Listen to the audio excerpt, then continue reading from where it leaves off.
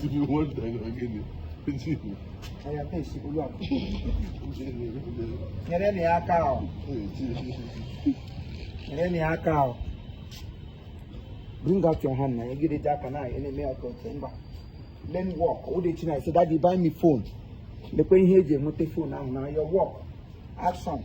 The sound all over. Oh, yeah. Shout, let me hear you.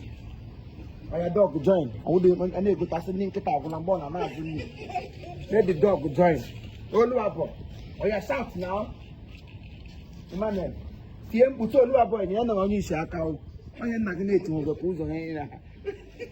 But you know, you shackle. Emmanuel. Huh? Hello, when you are who can get it?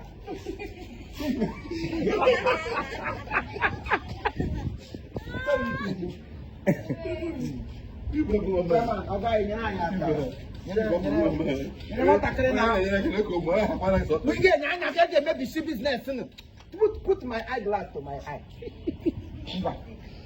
Someone because here one arm is on arm he's learning blind walk. So please help him. Come. You're not a good actor. Mama, I have the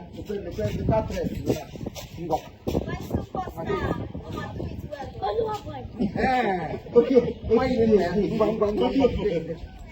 they do your hand like this. What time is it? And what is it? Oluwa. Tiwe your mom. So what am I about?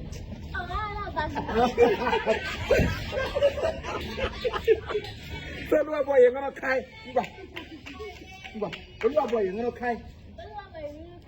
Don't move for me.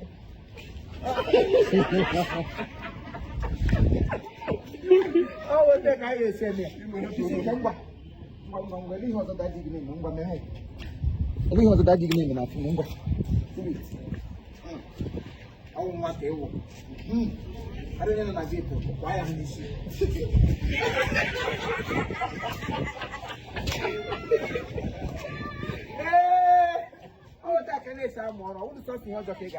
teach them the business onto your lineup of business.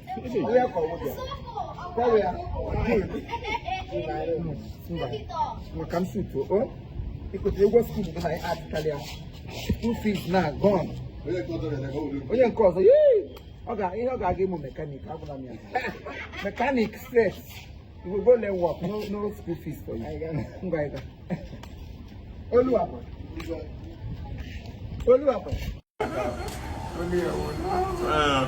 Mama.